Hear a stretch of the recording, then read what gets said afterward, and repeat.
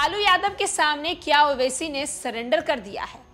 क्या एआईएमआईएम के ओवैसी लालू प्रसाद यादव के सामने झुक गए हैं? नमस्कार, मैं श्वेता और आप देख रहे हैं न्यूज़ फॉर नेशन।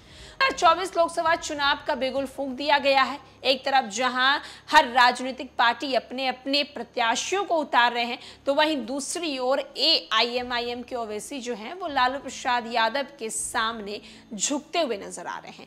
आखिर हम ऐसा क्यों कह रहे हैं, चलिए हम आपको बताते हैं। तो यादव ने एआईएमआईएम के ओवैसी को सेट कर दिया है। बिहार में 40 में से 16 लोकसभा सीटों पर लड़ने का ऐलान कर चुकी पार्टी इस बार आत्ममंथन करते हुए नजर आ रही है। एक तरफ लालू यादव से संपर्क में आने के बाद ये बातें शुरू हुई हैं। ओवैसी ने इस बैक फुट पर आना महज सहयोग नहीं है। दरअसल ओवैसी के लिए लोकसभा चुनाव 2024 राजनीतिक जगत में कई कंफ्यूजन मिटाने के लिए महत्वपूर्ण है। सियासी गलियारों में अब तक ओवैसी की भूमिका पर जो संदेह के बादल छाते थे, उस धुंध को मिटाने के लिए भी चुनौती इस चुनाव में है। इस प्रश्नों के महत्वपूर्ण था कि क्या ओवैसी की पार्टी वोट कटवाती है। दूसरा महत्वपूर्ण सवाल था कि एआईएमआईएम भाजपा की बी टीम है। बिहार में हो रहे लोकसभा चुनाव के दूसरे चरण में ओवैसी की पार्टी ने सिर्फ और सिर्फ किशनगंज लोकसभा चुनाव लड़ने की घोषणा की है।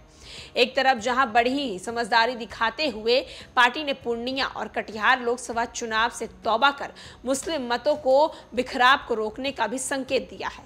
दिलचस्प बात यह है कि यह बदलाव ओवैसी ने राज्य सुप्रीमो लालू प्रसाद यादव से संवाद कायम करने के बाद किया है। इसके पहले ये पार्टी जो है वो बिहार के मुस्लिम यूनिट के 16 सीटों पर अपनी पार्टी प्रत्याशी उतारने की घोषणा कर इंडिया गठबंधन को सदमे में ला दिया था।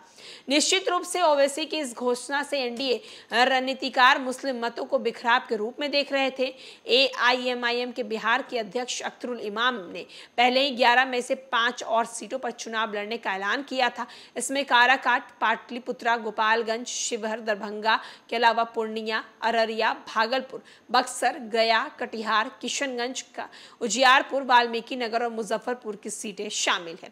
दूसरे चरण में किशनगंज लोकसभा से लड़ने के पीछे का तर्क ये रहा है कि किशनगंज लोकसभा के अंदर आने वाले 6 विधानसभा में से 4 एआईएमआईएम की जीत हुई है। ये 4 विधानसभा बहादुरगंज, कोचाधामन, अमर और बायसी है। हालांकि जीत के बाद अख्तरुल इमाम को छोड़कर बाकी सभी ने राजद ज्वाइन कर लिया था। तो आप देख सकते हैं कि एआईएमआईएम के जो प्रमुख हैं अब ओवैसी, वो कहीं ना कहीं इस बार ये जनता को बताने की कोशिश कर रहे हैं, या फिर कहा जाए कि मुस्लिम वोट बैंक को बताने की कोशिश कर रहे हैं कि वो ना तो बीजेपी की बी टीम है और ना ही उनकी लड़ाई राजद से है। एक तरफ जहां ओवैसी कहीं ना कहीं लालू प्रसाद यादव के इनडायरेक्टली समर्थन में ही खड़े नजर आ रहे हैं, क्योंकि उन्होंने जिस तरीके से अपने प्रत्याशी नहीं उतारे हैं, इससे साफ साफ देखा जा रहा है कि ओवैसी नहीं चाहते हैं कि मुस्लिम वोट बैंक का जो है वो बिखराव हो। फिलहाल के लिए इस अपडेट में इतना ही।